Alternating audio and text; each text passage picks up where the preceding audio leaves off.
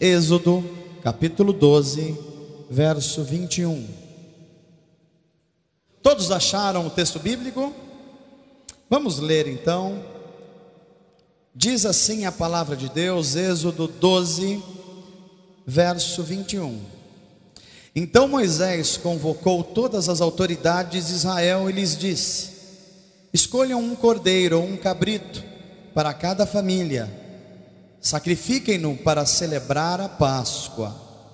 Molhem um feixe de sopo no sangue que estiver na bacia, e passe o sangue na viga superior e nas laterais das portas.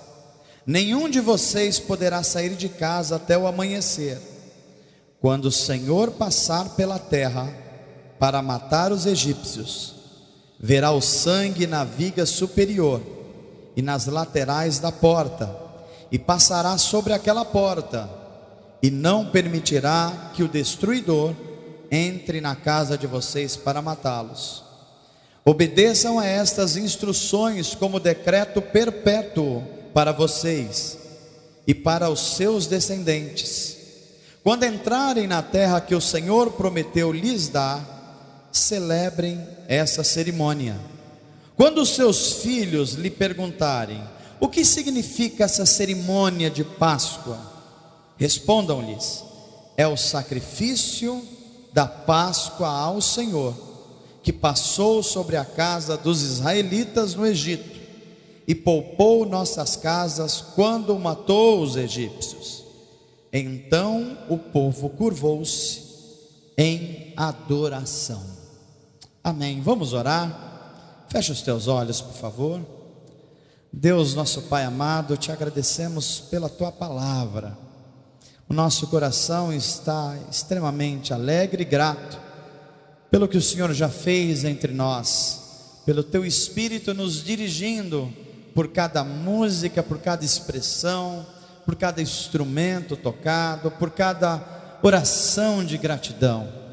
Pedimos que esse Espírito de luz, esse Espírito que levantou Jesus dentre os mortos, ilumine os nossos corações e ressuscite áreas da nossa vida que porventura estejam moribundas, doentes à beira da morte. Faz isso, Pai, através da tua palavra e na ajuda do teu Espírito. Em nome de Jesus te pedimos. Amém. Amém.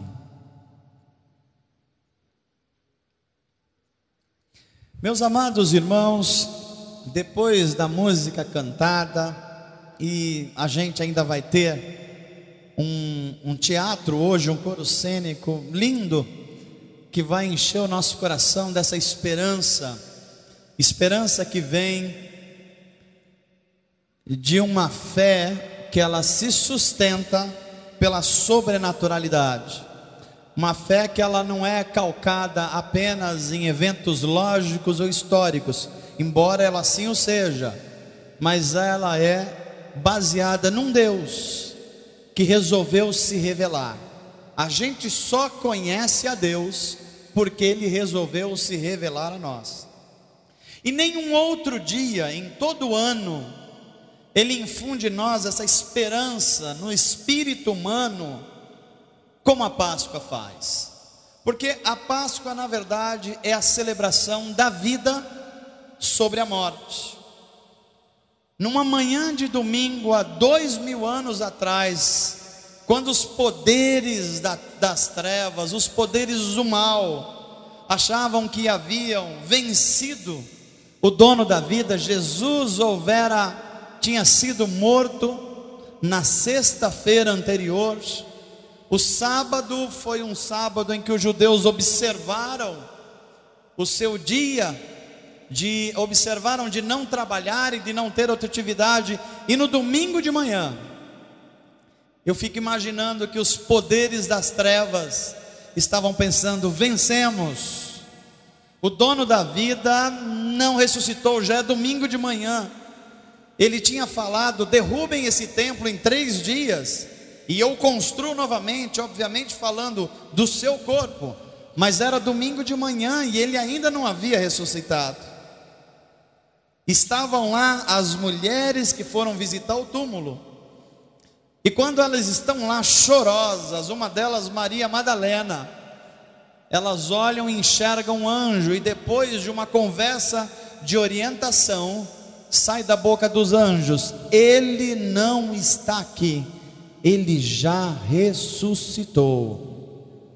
A vida desponta. Naquele fatídico dia, Cristo arrebentou uma porta que esteve fechada desde a morte do primeiro ser humano neste mundo que nós conhecemos.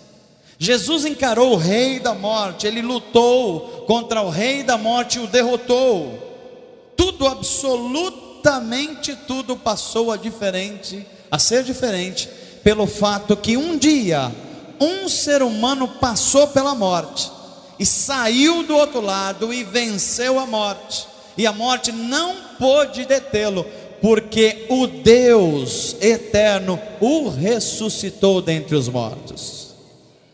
Na ressurreição abre-se um novo capítulo na história humana.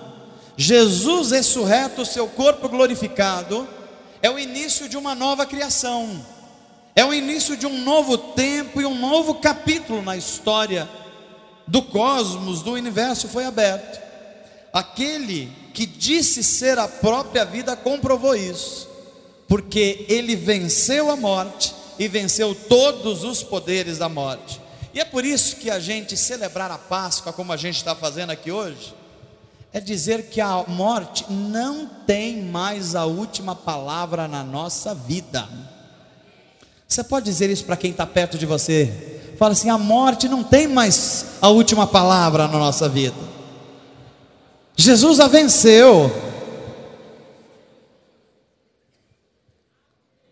Há mais de 3.000 anos atrás, o povo de Israel, o povo da aliança, aprendeu a celebrar essa Páscoa que nós estamos celebrando. A nossa é a Páscoa cristã. Eles celebravam, evidentemente, a Páscoa judaica. E o que era a Páscoa judaica? Era um memorial, era uma lembrança de que Deus havia libertado a eles com mão forte, através de eventos sobrenaturais que nós conhecemos como as 10 pragas. E na última dessas manifestações sobrenaturais, Deus liberta a nação de Israel dos povos egípcios. E como é que Deus faz isso? Diante de um coração endurecido do faraó, Deus diz assim: eu vou tirar com mão forte o meu povo da escravidão. E ele diz assim: eu vou ceifar a vida de todos os primogênitos, de todos sem exceção. E Deus prepara um método para que os primogênitos de Israel não sejam mortos. E ele orienta os israelitas a pegarem um cordeiro sem mancha, sem nenhum defeito físico, e cada família ia imolar um desses animais em estado de perfeição. E enquanto o animal sangrava numa bacia, eles iam pegar um ramo de flores chamado de sopo, ia molhar naquele sangue do animal imolado, ia passar nos beirais, nos umbrais, nos batentes da porta. E quando eles fizessem isso, o anjo do Senhor, que vinha para julgamento contra os egípcios, iam passar por eles, ver o sangue nos umbrais das portas, e não ia ceifar a vida dos primogênitos de Israel. Do contrário, as portas que não tivesse esse sangue colocado nos umbrais, os seus primogênitos seriam ceifados. Cada família israelita fez isso. E a voz de Deus ecoou em Êxodo 12:25, dizendo assim: quando vocês, israelitas, estiverem morando na terra que o Senhor vai dar a vocês, como prometeu, continue fazendo essa comemoração. E quando os filhos de vocês perguntarem: que comemoração é essa, papai? Que comemoração é essa, vovô, que a gente está fazendo, chamada Páscoa? Aí vocês vão responder, diz o Senhor: é o sacrifício da Páscoa do Senhor. Um dia nós fomos escravos no Egito, Mas o nosso Deus enviou o seu anjo e passou por cima da casa dos israelitas, e as casas que tinham a marca do sangue, os seus primogênitos não foram ceifados. A história vai se desenvolvendo, e a Páscoa representou para os hebreus um tempo de esperança, um tempo de libertação. Foi aí que eles começaram a ganhar consciência que eles passariam por um deserto, mas lá do outro lado, a terra que manava leite e mel, estavam esperando por eles. Libertação. Diga assim comigo: a Páscoa é símbolo de libertação.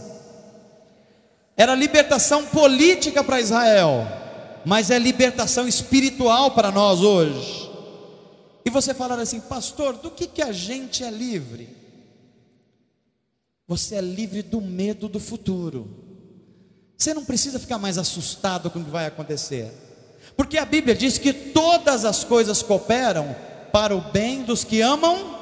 Você está livre do medo. Tem gente que ama a Deus aqui?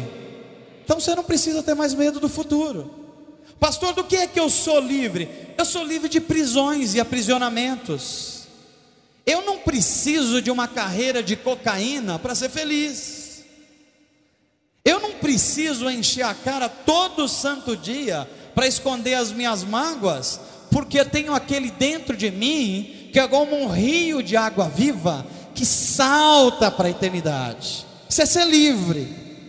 Ser livre é você ser livre inclusive de você mesmo, porque a gente tende a ser cheios dos nossos egoísmos, e quando a gente recebe essa Páscoa espiritual, Cristo entra em nós, você começa a preocupar-se com os outros também, porque sabe que se ao se preocupar com os outros vão se preocupar com você também, e a família de Deus vai ganhando uma unidade que o inferno não pode contra ela. A coisa mais forte do mundo é quando o corpo de Cristo está unido no poder do amor, porque no poder do amor há perdão, a generosidade, a compreensão, a paciência. Diga assim comigo: Senhor, me ensina isso. O maior poder no mundo é o poder do amor, e Jesus provou isso, porque como Cristo ressuscitado, veja só, o fato de Cristo ter ressuscitado, deixa eu dar uma boa notícia para você, tornou absolutamente todas as coisas possíveis. Você crê nisso? Porque pensa, raciocina aqui comigo, a morte sempre foi um entrave para o ser humano. Aliás, a gente nasce já pensando na morte. Você chega a uma idade da vida, você já começa a considerá-la. Você tem medo que ela chegue antes, mas quem está em Jesus experimenta uma esperança de que a morte física não é o fim, de que a morte biológica não é fim. Por quê? Porque Jesus, durante toda a história das Escrituras, foi alguém que sempre confrontou a morte. Essa esperança da ressurreição é muito interessante. Jesus era um inconformado com a morte.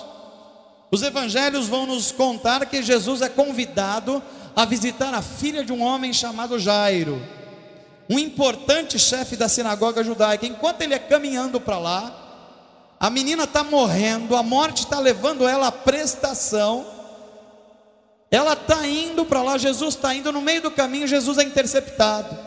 Chega uma outra mulher, toca nele e falou: eu estou morrendo também, eu estou com hemorragia, a morte está me buscando a prestação. E Jesus, esse inconformado com a morte, estende as suas mãos sobre aquela mulher e diz assim: você está curado, a vida chegou em você hoje.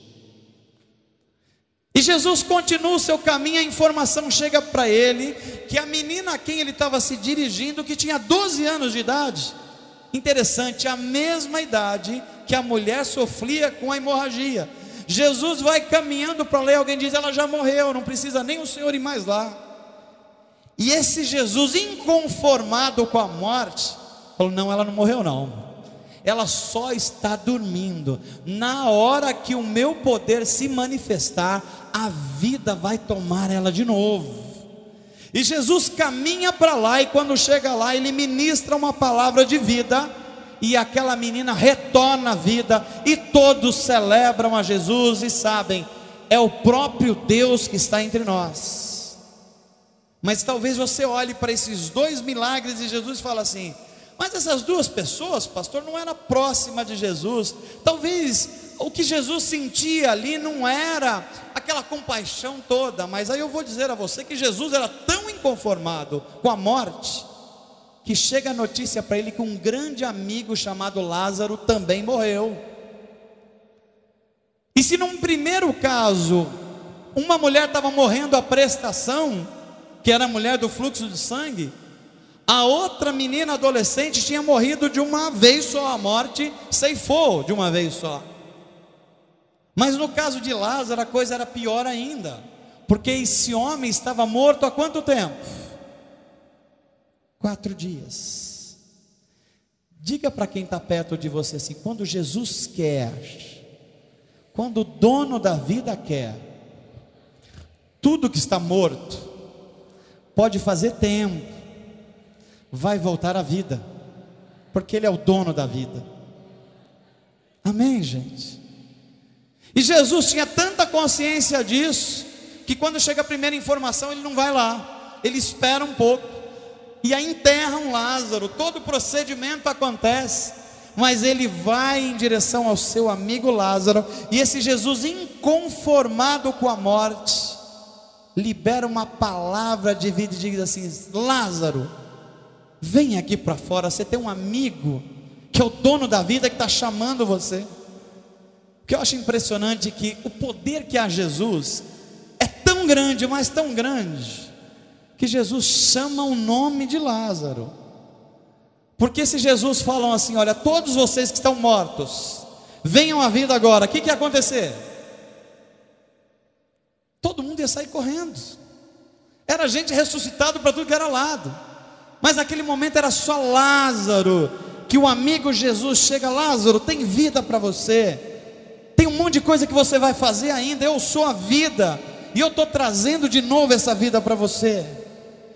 Diga assim comigo: Senhor Jesus, ressuscita as áreas da minha vida que possam estar mortas, a minha saúde, a minha família, o meu estado de ânimo, a minha profissão, a minha vida afetiva. Ressuscita em nome de Jesus. Você sabe por que você deve falar isso com fé e esperar, com toda a esperança que é em você? Porque a Bíblia vai nos revelar que depois que alguém experimentou a ressurreição de Jesus, isso impactou profundamente a vida dessa pessoa. Ninguém ficou indiferente depois de ver e ter contato com Cristo ressurreto. Olha para Maria Madalena, era uma mulher chamada da vida, sem prestígio, sem dignidade, ninguém acreditava nela. Mas à medida que ela teve um encontro com Cristo ressurreto, a vida dessa mulher transformou-se radicalmente. Ela se torna uma das maiores missionárias do Novo Testamento. O Cristo ressurreto mudou a minha vida, e eu vou dar testemunho enquanto eu viver. Jesus é assim: quando Ele entra na vida de uma pessoa, nunca mais a pessoa é a mesma. Olha para a vida de Pedro, um homem absolutamente fraco emocionalmente, fraco psicologicamente. Ele prometia, mas não cumpria. Disse que ia seguir Jesus até a morte, mas não cumpriu. Na hora da crucificação ele correu com medo, era tirado demais, falava demais, passava do ponto toda hora. Mas depois que o Cristo ressurreto teve um encontro com Pedro, depois que ele foi restaurado no seu interior, esse homem se torna cheio de coragem, vai para uma praça pública no meio do perigo do Império Romano e diz assim: o Jesus que vocês mataram, o Jesus que vocês levaram à cruz, não tinha medo mais de ninguém. Esse Jesus ressuscitou dos mortos, Deus o fez ressurgir. E tem mais uma coisa: vocês precisam se arrepender, porque só nesse nome que pode haver salvação da vida de vocês. Isso é a experiência da ressurreição. Paulo era religioso demais, era atento às letras da lei demais. Inclusive ele estava mancomunando com os oficiais judaicos para levar os cristãos presos, porque ele estava preocupado demais com a burocracia religiosa. Se a gente for traçar um paralelo de Paulo antes do encontro com Jesus, era o Paulo da religião, era o Paulo do domingo à noite dos cultos, era o Paulo dos ensaios, era o Paulo que estava vivendo uma fachada religiosa, era o Paulo daquelas pessoas que lembram-se que são cristãos no culto da Páscoa ou no culto do Natal. Mas quando ele tem uma experiência com Cristo ressurreto, tudo desmorona na vida de Paulo para ser reconstruído de novo. Porque quando Cristo ressurreto entra de fato na vida de alguém, o que pode acontecer é a gente inclusive cair dos nossos cavalos.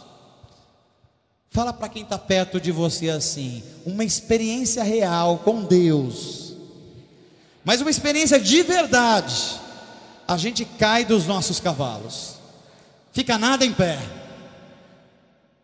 porque Deus quer construir de novo a nossa vida sobre bases fortes.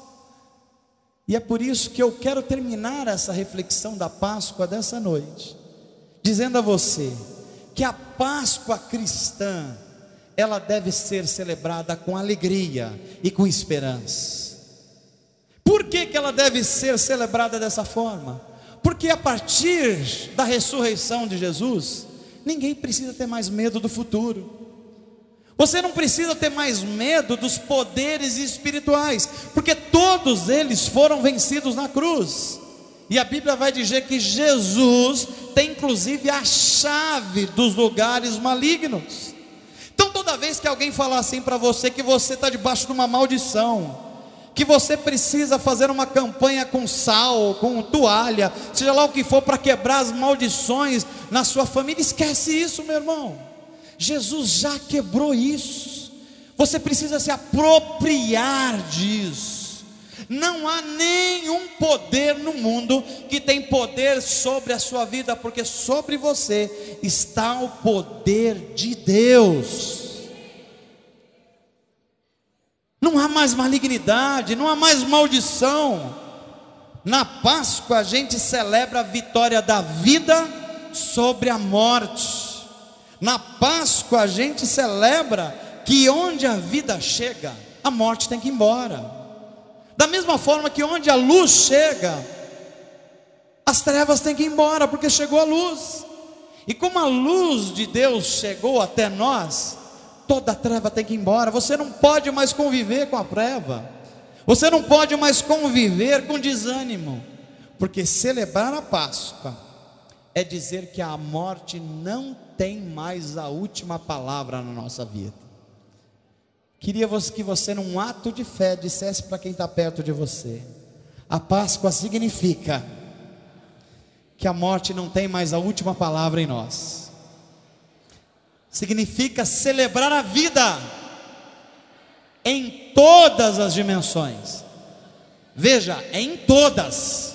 É vida plena, é vida espiritual, é vida em família, é vida no lazer, é vida profissional, é vida afetiva, é vida dos dons, é vida completa, meu irmão. Amém, gente? Celebrar a Páscoa não é apenas afirmar que a vida venceu a morte, é também isso, mas é muito mais. Celebrar a Páscoa é a gente compreender que o nosso último endereço não vai ser mais o túmulo. Escute bem o que eu estou falando.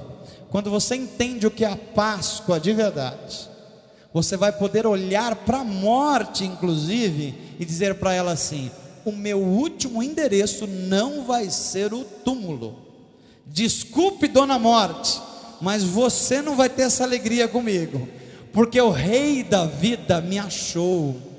Eu estava perdido e foi achado. Eu estava jogado e Ele me trouxe de volta. Eu estava perdido na minha vida e Ele me deu um sentido para a minha vida. Então quer dizer que agora eu conheci a glória de Deus. Celebrar a Páscoa quer dizer que tudo que está morto em você. Tem sonhos em você que morreu? Se você entendeu que a Páscoa que Jesus veio trazer, Deus vai ressuscitar esses sonhos mortos que estão em você. Será que é o teu casamento que já morreu? Ele só está de fachada? Deus quer ressuscitar os teus afetos e os teus sentimentos. Que mais morreu na sua vida? Pastor, eu não tenho mais coragem de fazer nada. Eu estou numa época da minha vida que até a minha idade já está avançada. Será que dá? Deixa eu dizer para você, quando se trata do Deus ressurreto em Jesus de Nazaré, a idade é o menor problema para Ele. Porque teve um homem chamado Abraão, que o chamado dele foi com 75 anos. E passaram-se 25 anos até que a promessa de Deus se cumprisse na vida dele. Sabe o que isso quer dizer? Que pode demorar um pouco, mas Deus vai cumprir o que Ele prometeu na sua vida. Se você for fiel a Deus, não há poder de morte que vai alcançar a sua vida. Talvez hoje seja o dia ideal para você refletir se você é uma pessoa realmente livre. Talvez hoje seja o dia ideal para você refletir se a ressurreição de Jesus é uma realidade em você. Porque se isso for uma realidade em você, tudo que está morto em você, Deus vai trazer a vida novamente. Amém, gente? Você tem essa oportunidade hoje, num culto de Páscoa, de firmar esse compromisso com Jesus. Pastor, o que é formar um compromisso com Jesus? É você dizer assim: Senhor, chega das minhas opiniões humanas, chega de lutar com as minhas armas humanas. Eu quero viver a realidade do Salmo 37. Eu quero entregar o meu caminho ao Senhor, confiar no Senhor, sabendo que o Senhor está agindo em meu favor. Isso é a confiança daqueles que a ressurreição já é uma realidade. E quando isso acontecer na sua vida, meu irmão e minha irmã, você nunca mais vai estar sozinho. Abençoa a pessoa que está perto de você e diz assim: olha, você nunca mais vai estar sozinho. Cristo não está só do seu lado, Ele está dentro de você. E tem mais uma boa notícia para você: eu estou aqui do seu lado, para te abraçar, para te ajudar. Isso é ressurreição, é o corpo de Cristo vivo entre nós. E quando a gente age assim, o autor da vida vai olhar para a gente, encorajando a gente, dizendo assim: quem crer em mim. Aqui tem gente que crê em Jesus, tem gente que confia em Jesus.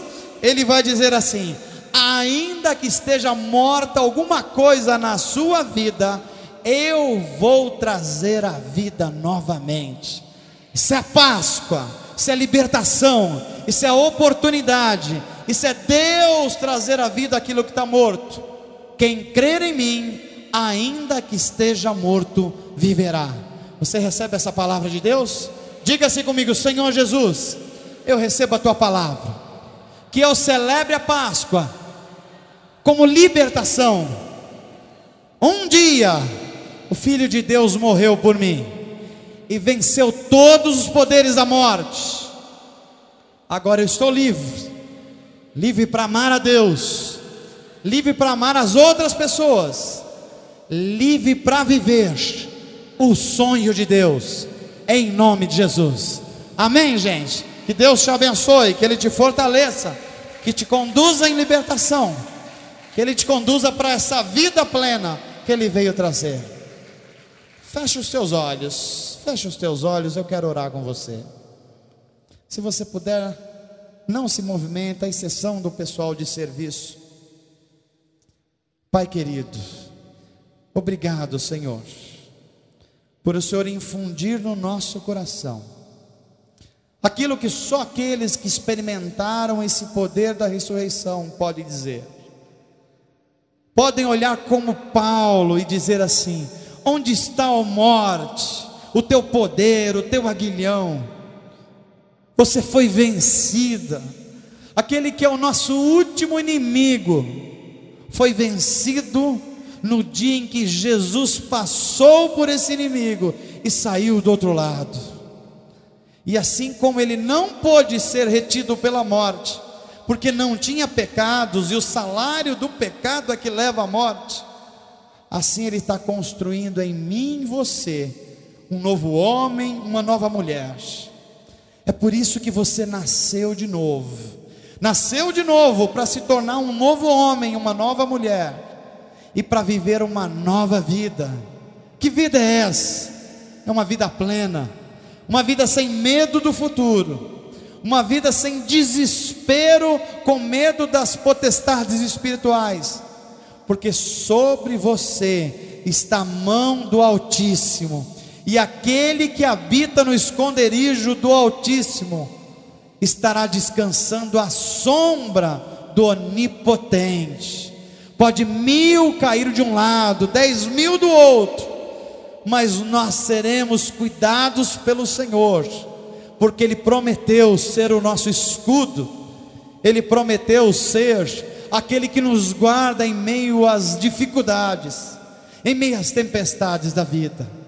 Pai, guarda o nosso coração, produz vida em tudo aquilo que está experimentando morte e desânimo, restaura corações abatidos, restaura espíritos que estão em aquebrantamento, restaura pessoas cujo ânimo foi-se embora, renova pessoas, Pai, que querem um novo momento de jornada com o Senhor, restaura corações que foram feridos pelos embates da vida. Senhor, faz nova todas as coisas, pelo poder do Teu nome, e em nome de Jesus, amém e amém.